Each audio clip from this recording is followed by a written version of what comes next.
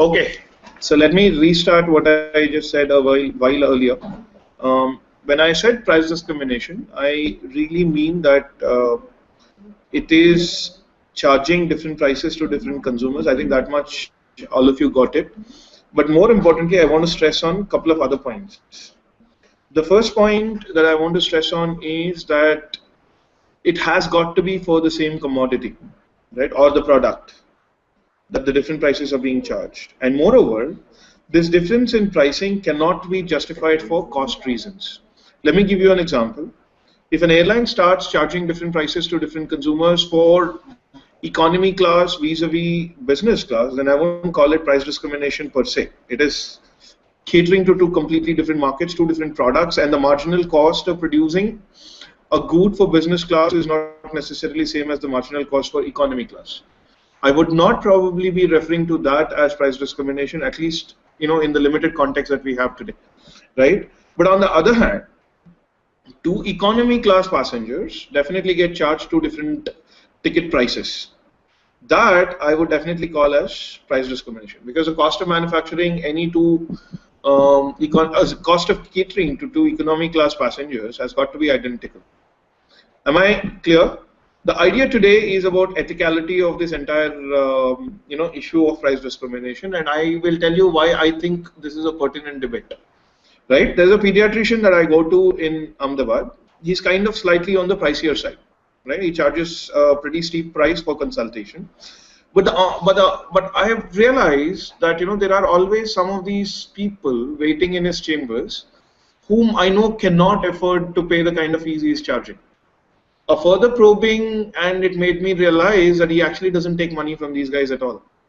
Right? While I'm on the wrong side of, let's say, higher prices, I feel that he's completely justified in doing what he's doing. Most of IIM faculty actually end up going to this pediatrician, but all of us feel there is nothing wrong in the high prices that he actually charges, because for every extra rupee that I pay over and above what I feel is the normal charge, I feel that it's going to somewhere else, and it kind of makes me feel, let's say, quote unquote, nice about life. Make sense? With this prelude, I'll leave it to you guys to let the conversation go in whichever direction you would want it. Whom are we starting with? Can I start, sir? Ayush here. Yeah, go ahead, please, Ayush. So the way I see it, you've given a good example of the pediatrician, but the way I see it, that it's an offshoot of the supply and demand characteristics that we usually see in economics. Because we talk about airline industry, say for the business class, or maybe the premium class. So there is a lot of variation in the prices, but that is due to the fact that as the travel date approaches near and the seats are vacant. So Absolutely.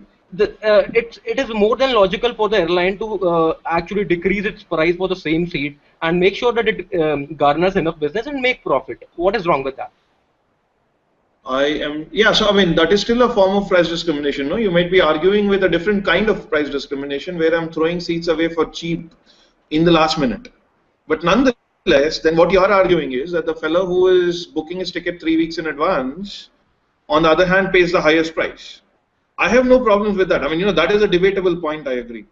But I think the central point to this debate is the ethicality of this entire issue. Whether you're talking about giving a very cheap ticket in the last minute or giving a very steep ticket in the last minute, that's a secondary point. You see the argument that I'm trying to get at. So what I am asking you now is, what do you think about the ethicality of the kind of pricing scheme that you ended up charging? Ayush? Do you understand my question? Yes, I understand. I understood the question. So can you respond to that? What is ethically correct? Which price discrimination would you actually ethically support? So the example that I gave, I think they're more or less correct in the way that they differentiate. They charge different people at different point of situations. Yeah, but I think what you're saying is in the last minute they should offer a very cheap ticket. What I think the airlines argue is that they should charge a very steep price for the last minute ticket.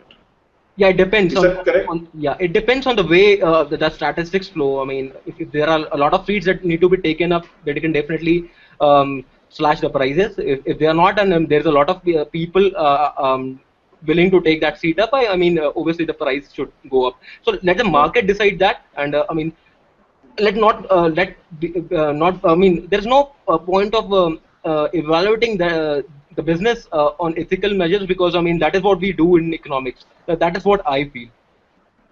No, I think you're on the right track here. I think the fundamental point that you should be understanding when you're looking at price discrimination per se is the concept of elasticity. Right? How does consumer respond? How does a typical consumer respond for a given price change? Now, in the airlines case that we've been discussing, here is the deal. There are typically, let's say, just to simplify life a little bit, I know there are several types of passengers, but just to simplify our life a little bit, let's classify them into two different groups, right? One who's for pleasure, let's say he's going for vacation, right? The other one is basically going from Ahmedabad to Delhi to attend a business conference, right? I mean, for example, take my case. Last month I had to fly to Delhi to, give a talk somewhere. I was not paying for the ticket, right? Somebody else was paying my ticket. A few months earlier, I took my family to Delhi just for, during the summer break to tour around, okay? Now, in the first case, I had alternatives, the alternative being train. Right? If I had planned my travel sufficiently early, I could have probably gotten a I could have gotten myself a train ticket for sure, or even if I, stood in the Tatkal queue or whatever, I could have ensured myself a train ticket. I could have traveled cheaper. My elasticity of demand, that is very high. If airlines charge me a very high price, I would actually be lost as a customer. Right? The airlines would lose me as a customer. Right? But on the other hand, in the second time that I traveled to Delhi from Ahmedabad, you can be rest assured, even if the price was 25,000 rupees for one-way trade, I would have paid it. I mean, I would have paid it because essentially I'm not paying it. My demand in the second case is kind of, in every sense of the word, inelastic. That's where I had this, this point I was trying to make with your earlier example. It is just that, I don't know if I should be charged a low price even when I'm willing to pay a very high price. Is that making sense? Ayush, do you agree with me so far? Yeah, I more or less agree. Yes, I agree, sir. I agree. Okay, so then, where do I end up charging high price? If you let purely the business analytics dictate, the idea is very clear. Where the price response is shorter, you charge a high price. Where the price response is not let me repeat. Where the price response is very high, you end up charging a very low price. On the other hand, if you believe that the price response is going to be very high, you end up charging a low price. Am I clear so far with you guys? So the same case of pediatrician once again, right? I'm almost certain at this particular case that, given, given that we have a very robust reimbursement facility within IIMA, right? Almost all of us would be very happy to kind of pay off that high fee, and our demand is kind of inelastic to, our response to any change in that guy's price is very inelastic. Whereas the other person's, the other people that I've noticed in his chambers, I would assume that even if he charges, like, let's say 50 rupees or something per visit, he would not be a very happy guy. I mean, the payer is not going to be very happy. Yeah. So now, then the next question comes up, and I think this is where one of you has written about it reducing consumer surplus, right? And I'm not sure if that is actually the case at all. I mean, it's not really clear if just because there is a price discrimination that exists, I'm not sure that there is going to be a loss in consumer surplus at all. One group, yes, but for the other group, I'm not really sure. For the other group, it really gains. In the airline case, the leisure travelers who are booking their tickets 3 weeks in advance absolutely gain because of the presence of price discrimination. Right? Their consumer surplus, in every sense of the word, increases. But whereas for the business class travelers, because they have to pay a higher price, their consumer surplus decreases. But on the net, when you consider all the flyers in the market, what happens to the overall consumer surplus? That is not really a clear question unless you actually know the demand structures in both the markets. Clear?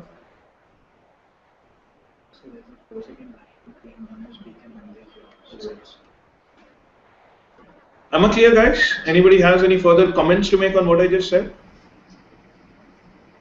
Can you tell, are there any laws in India like the Robinson-Patman Act in USA, if you know about it? Yeah, I know, yeah. Go ahead. Are there any laws in India to prevent companies from practicing price discrimination?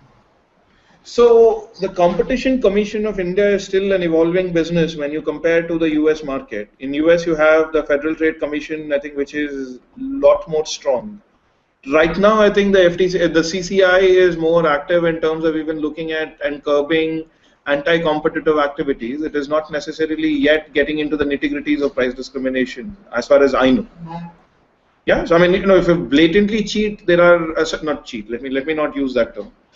Right? If you blatantly are charging different prices based on certain, you know, observable characteristics, like, you know, let's say, you know, gender or skin color or something like that, whether it is Robinson-Patman Act or whether it is Indian market, it is not exactly well received. I mean, I think you have a case that you can build for with the consumer forum, even within India.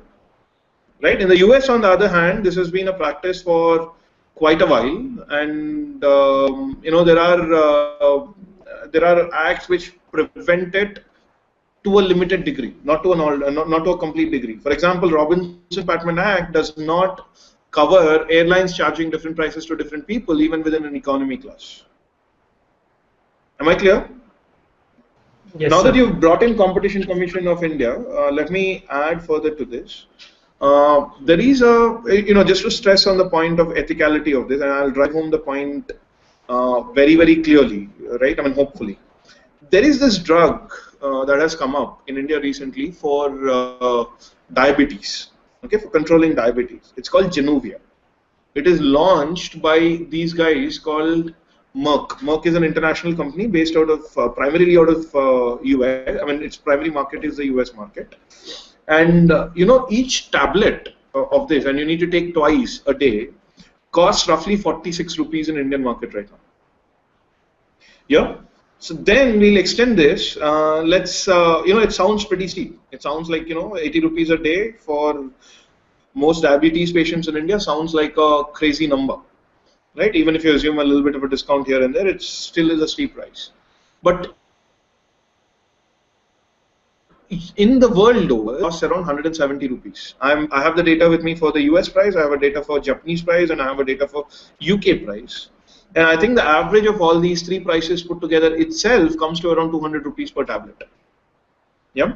So now you can argue on two different ways. If Merck ends up charging a uniform price across various countries in the world, then Merck will be forced to not charge 80 rupees per day, but it will be forced to charge close to 150 rupees even in the Indian market. And they have no other choice, actually. Yeah. So will an Indian government in such a case, will a Competition Commission of India in such a case ever even meddle with lack of price discrimination? I really don't think so. I don't think the Indian government should even think about restricting price discrimination in this particular case, because in these pharmaceutical market case that I just described, it really helps the Indian market to have price discrimination. Will that answer your question? Yes, sir, absolutely. Yes. Yeah. Next. Sir, I have a question. Yeah, Mayur, please go ahead. Go ahead, please. When we buy any book from Indian market, it always charge lesser than the European market or the US market. So is it falls under the price discrimination, or is it something else? Can you repeat your question? Did you manage to? Could you please repeat your question, Mayur? I'm sorry. Yes, sir. When we buy any book from the Indian market, can you hear me, sir? Yeah, I can hear you. Please go ahead. Yeah, when you buy any book from the Indian market, it's always cheaper than the other markets, means European market or US market. There is a price differentiation. So it is falls under the price discrimination, or is it something else? So for Merck, if you will, or for that matter any company which is selling across various countries. Yeah, so the marginal cost of production of this pill Januvia is kind of not really different, whether you're manufacturing it for the US market or for the Indian market. Almost all of them are actually manufactured either in Ahmedabad or in Hyderabad, I mean surroundings of that. Yeah. So the thing is, but however, there is a huge difference in the market dynamics. I come back to this word elasticity. Somehow I kind of believe in this word way too much. Indian consumers are very price sensitive, right? So we need to, in other words, be given a cheaper alternative for Merck to make money in the Indian market. If Januvia is priced at 170 rupees or 200 rupees a pill, rest assured even the elite class are not going to look at Januvia. Most often than not, there are equally powerful medicines in diabetes market, not necessarily as powerful as Januvia, but kind of comparable. So almost everyone would switch to that. Yeah. So is that a price discrimination? The simple answer to your question is yes, it is price discrimination. And will I endorse such a price discrimination? The simplest answer again would be yes, I endorse such price discrimination. My sense is Merck is actually making a lot of money by actually doing this price discrimination. Because they are able to sell a lot of stuff in Indian market. They are still able to sell a lot of stuff in spite of high prices in the US market. And Japanese and the UK market, if you will. Will that answer your question, Mayur? Sir, I was actually asking about the books, especially books. Book market. Oh, okay. Okay. I'm sorry. I really misunderstood your question. Book market, yes. Book market is a classic case of a slightly different kind of price discrimination. The price discrimination that exists in the airline between economy and the business class, not necessarily price discrimination within economy class. If you looked at the Indian edition of books and compare it with the foreign edition of books, you would realize that the Indian edition of books have less color. They have little less quality, little lower quality paper used and all that stuff. Right, so it's essentially two different goods that are being manufactured. I won't call it as identical good that is being sold at two different prices. Right, the microeconomics textbook that we end up using here in IMA, the price of that book in Indian market is around 750 rupees, right? And the US market equivalent of it is exactly $120, which in today's exchange rate turns out to be around 7,200 rupees. But the point is, the American version of that particular book has lot more color pictures, lot more, quality of the paper is high, it's a hardbound, it stays for a longer period, etc., etc., etc. There are several, pros and there are several other advantages that an American edition comes with, which the Indian edition does not. Right? So it's two different products. But if I compare the marginal cost of producing an Indian version with the marginal cost of producing the US version, and I again do the translation to prices, then I believe that it's not justified. It's not justified purely from the point of view of scale-ups. So, for example, let's say the marginal cost of producing in the Indian market is around $200, 200 rupees, right?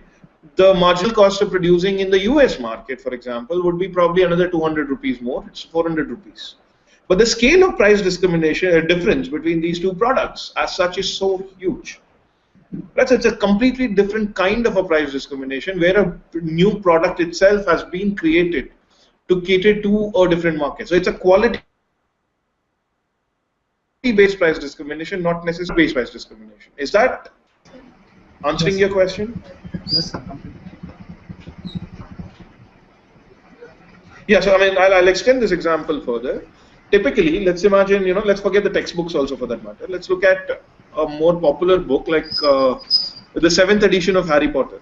You all read Harry Potter, I'm assuming, or you're all familiar with Harry Potter, I'm assuming. The release price of that particular book, even within India, is running into thousands of rupees. It's damn expensive, right? But over a period of time, it just tapered off. Right now, you'd get a Harry Potter for around 500 rupees or 600 rupees paperback. Simple. So again, they are trying to differentiate the market in such a way that in the initial stages, I'm only targeting at those consumers who are die-hard fans of Harry Potter, and that they have to read this particular book no matter what happens, and they have to tell the story to their friends rather than being told the story by their friends. Let's say you charge an exorbitantly high price, and all that jazz happens.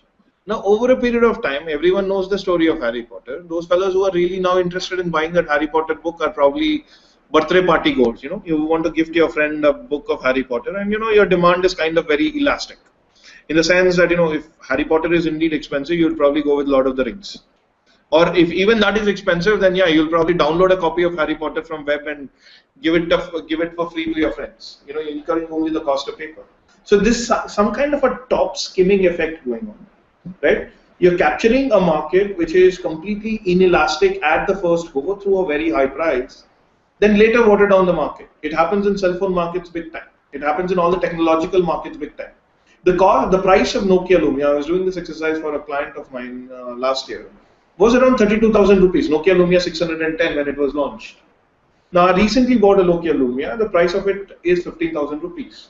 The first set of pricing is meant for geeks. It's not meant for the regular consumer. It is meant for a person who is going to look at Windows Phone, who is going to look at, let's say, in every sense of the word, the pride of owning a Windows-based smartphone. I think it's targeted for those kinds of guys.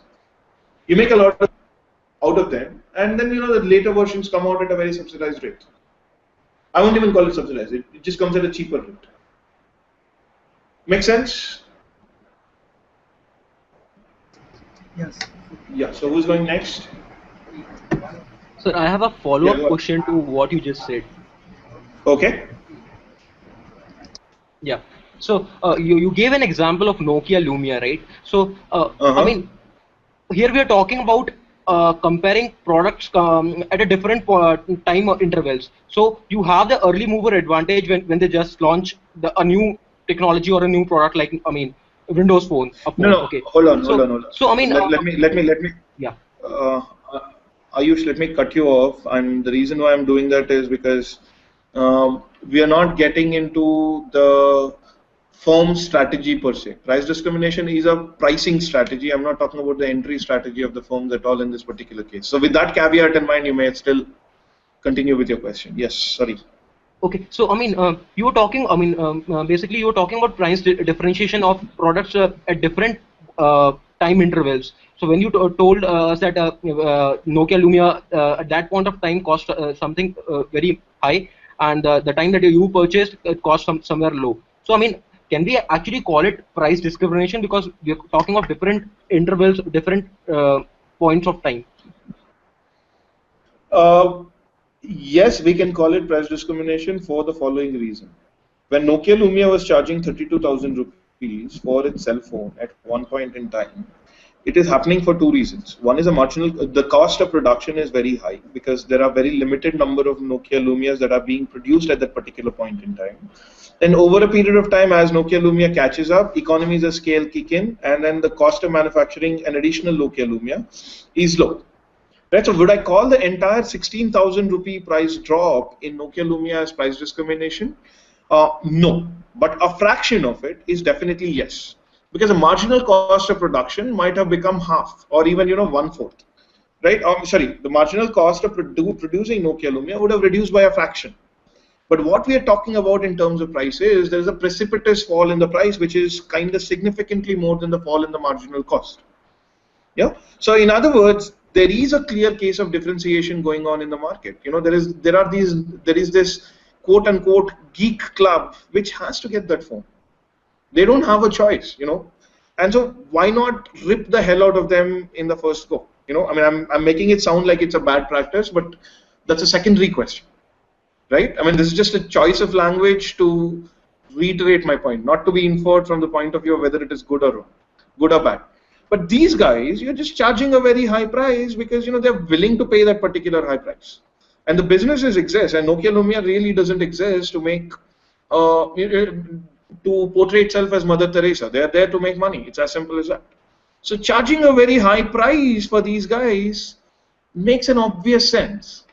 Now, over a period of time, Nokia Lumia develops a lot of lots of competitors. Even within Nokia family itself, there will be lots of competitors. Sony comes up with its own version, etc., etc., etc. The consumers now really don't care about, over a period of time, the consumer sensitivity has reduced. even if the marginal cost of producing Nokia Lumia is identical between period 1 and period 2, right? Nokia Lumia would have been forced to reduce their prices. Yeah. So that is why I would say that there is a cost of there is a price discrimination also involved. Well, scalability is definitely an issue, and I think maybe I don't know, without getting into estimating how much fall is associated with scalability and how much fall is associated with price discrimination. Let me say that this 17,000 rupee price drop or 16,000 rupee price drop, some part of it is definitely price discrimination. Some part of it for sure is scalability issue. Will that answer your question, Ayush? Yes, it does. Yeah. Who is going next? Yes, sir. I have a question.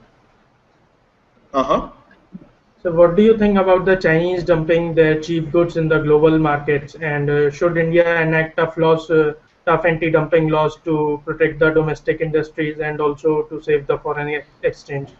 I am not going to kind of take that question because again it's not related to price discrimination per se. We are now going to come back, and I don't think we've spent sufficient time discussing the ethicality of price discrimination, so I'm going to keep the discussion to that. Is that making sense? I'm not saying that your question is irrelevant. I'm not saying that your question is any less important, but I think within the context of what we're talking, I would probably postpone that question. Yeah, I think your question is very important. Yes, sir. It's okay. We should stick to the topic. Sure, please. So now here is my question. So when we're talking about cell phone market, when we're talking about book market, when we're talking about medicine market, I've given you some 5-6 different examples on where and how various kinds of price discrimination come up into the picture, and I will give you another example before I ask my question. Have you ever been to a car dealer anytime to buy a new car? Have you had an experience, just to start out? Yes, sir. Let's imagine you want to buy yourself a Santro, Hyundai Santro. You go near the dealer, you go to the dealer and you say, I want a Hyundai Santro, following specifications and all that stuff. That guy scribbles a price on a paper and he gives it to you. And I'm telling you with experience, whether you buy the car in Europe or US or India, this is the same kind of a drama that repeats itself. Yeah, so this is how you're supposed to act. You're supposed to open your mouth and you're supposed to say, oh my God, this is too much, right? And what will that guy do? He'll look at you and he'll say that, you're a very nice person, I like you, etc., etc. He'll say, let me talk to my boss and come back if I can get a discount. He's probably not talking to his boss. He's probably gone to the bathroom break or something like that. But he'll come back to you. He'll come back to you and he says, I love your face. I love your personality. Here is another 10,000 rupees I'm taking off. It follows. I mean, this is the same charade that happens across countries, across dealerships, across car brands. Blah, blah, blah, blah, blah. Right? Ultimately, what I'm trying to say is this: every consumer in the market, every car buyer in this Hyundai market ends up getting a completely different price. Right? It's not even the case of airlines looking at 3 weeks advance versus next day purchase. It's not like pharmaceutical companies which are geographically distinguishing between various people. It is basically person-to-person pricing. This is as clear, as close as you can get to a real person-to-person pricing. If he knows that you love black color Hyundai and no other color, he's definitely not going to budget. And if he knows that he's the only dealer in the entire city which had black color Hyundai, and it happens most often than you guys imagine it to be. And he is not going to budge from his prices even by one bit. He would tell you he loves your face. He would tell you you are the most marvelous customer he's ever come to buy a car, but he's not going to reduce the price. You tell him you're flexible with any damn color of the car, you're flexible between Maruti and Hyundai, you'll see that the discount is coming down. Another form of a blatant price discrimination. Now, having put this up, let me ask you guys a question. What do you think about ethics of this entire thing? This is a two-part question. First part is, what do you think about ethics in general? And now, second thing is, what do you think about ethics in the context of price discrimination? Who wants to go first? So I want to go first. Should I pick the names, or would you voluntarily come forward? I'll make it like a classroom. Yeah, go ahead. So No, Shantanu, I'm not letting you talk. Shantanu, I'm not letting you talk. Wait, go ahead. You can hear you. so in the example you have mentioned, it's complete kind of a monopoly kind of market, where you do not have any other choice than the Honda itself. That you like. Yeah, I'm not going to take an answer which says that monopoly is unethical. Yes, I think we all agree to that. I'm talking about price discrimination being unethical. Monopoly being unethical, I'm not going to take it as an answer. Is that clear? Yeah.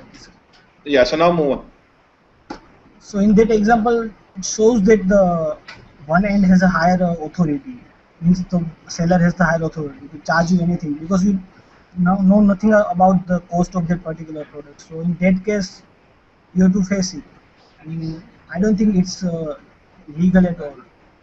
There is a high. No, it is completely legal. Let me assure you that the car dealer charging different prices to different people is completely legal. I'm talking about ethical, which is completely different from legal.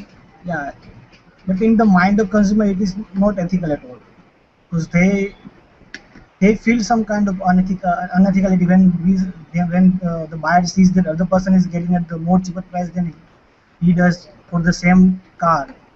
So in that case, I don't think it's. Yeah, so why? The question becomes why. Yes, I know you don't like it because, especially if you paid the high price, you don't like it. So why?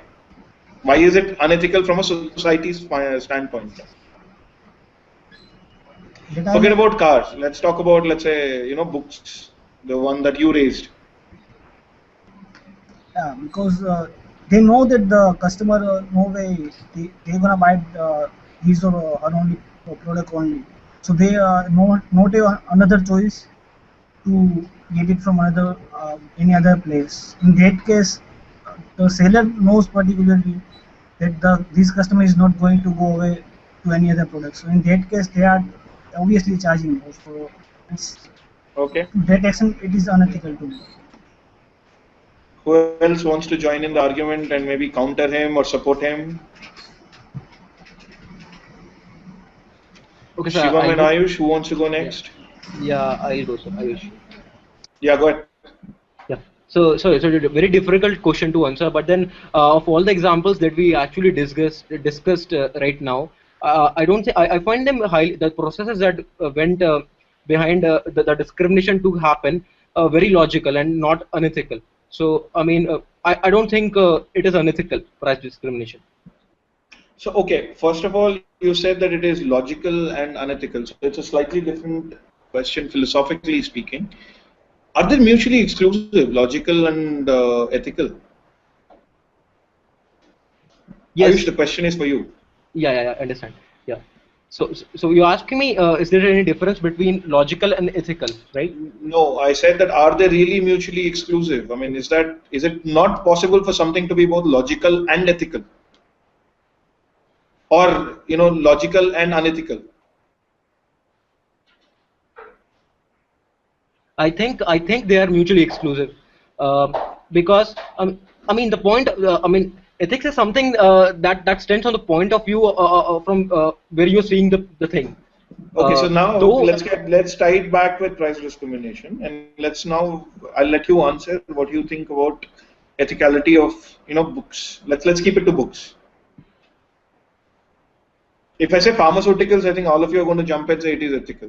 There's no second thought to it. Whereas an American might disagree, all of you are going to agree that selling a drug at 80 rupees a day is much better than selling a drug at 220 rupees a day. So let's stick to books. Harry Potter first day release versus Harry Potter 3 years down the line.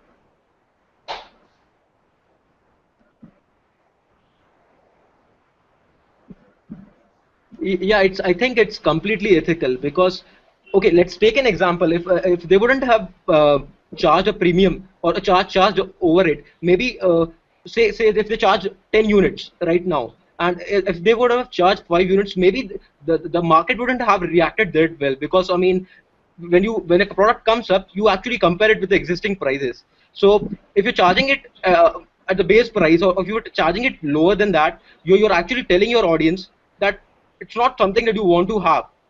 I see it that way, and I find it really overcharging a bit ethical here. Okay, so what about you, Shivam?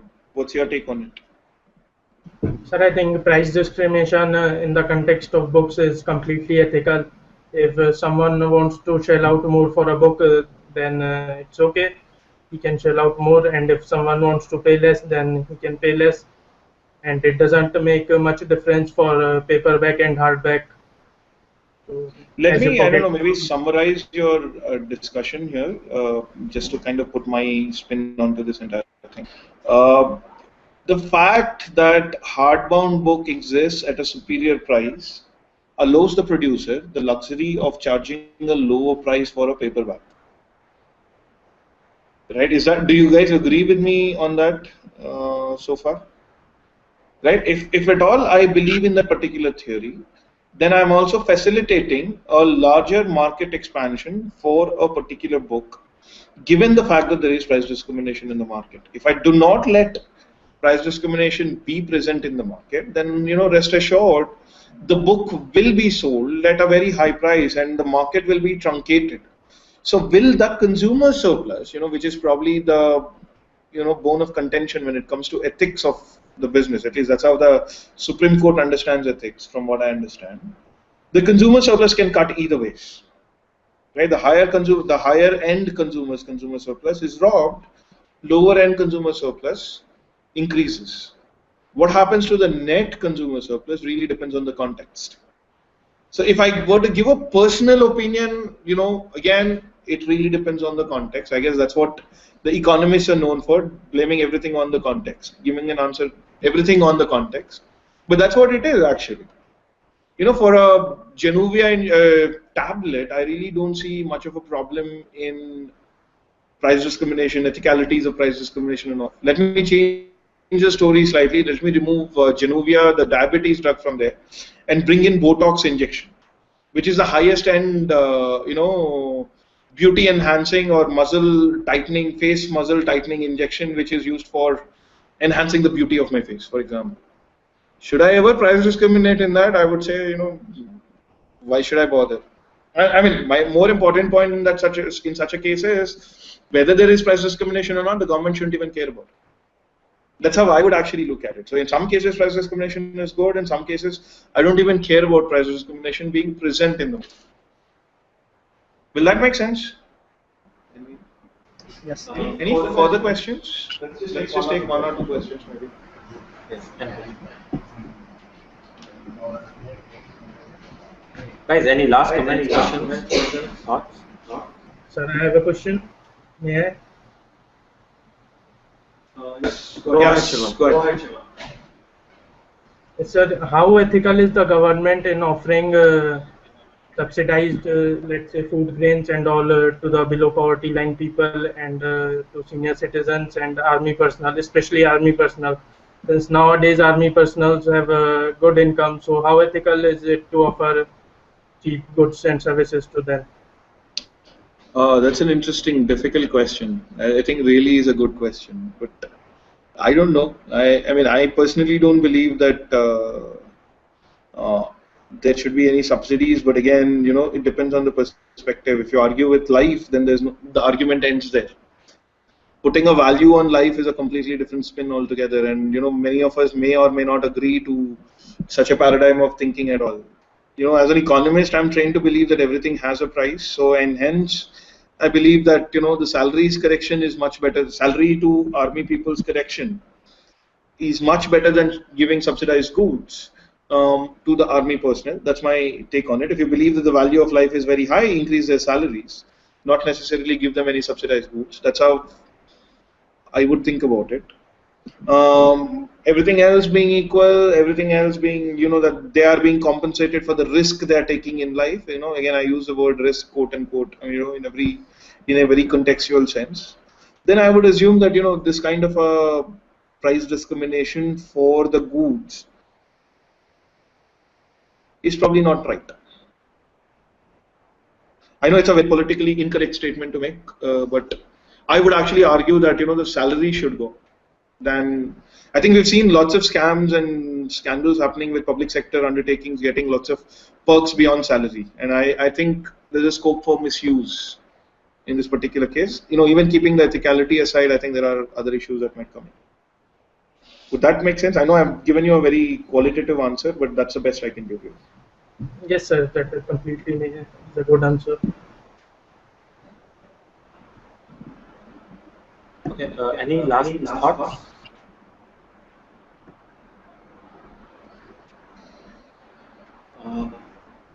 All right then. I think we'll end. If that is the case, then edition of Fact Connect here.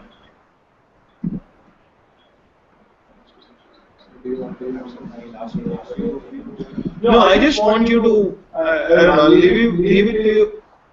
I'll leave it to you. Can you mute the mic there? Yeah. So I just want you to leave with one last thought. Before you decide on an ethicality of an issue, construct an alternative world where the policy that you're talking about may or may not exist. Think about what happens in that alternative world where such a policy is not existent. Then thinking about ethics becomes extremely clear. That's how I think it's a useful metric. It's not the only metric for sure, but it's a very good tool to make a decision. If you're arguing about price discrimination, or if you're arguing for that matter about any damn policy, right, especially price discrimination, think of an alternative world. The price of the good in an alternative world without price discrimination has to be exactly somewhere in between both these prices, right? So it makes you understand who loses and who gains. And then the next question would be whether it is an ethics, and ethics is a personal business. But it will give you a metric in understanding who gains and who loses. And that puts a completely different spin on, let's say, your own conception or conceptualization of ethics. I think that's a good skill to have. That's my last thought in answering this. Yeah. I think that should wrap up this edition. It's been a wonderful discussion. We'd like to thank Professor Bihari again for a really insightful discussion. Thank you guys for joining us. We will share this video sometime later, and we will post it later. Thank you. Thank you, Professor. Thank you very much. Appreciate it.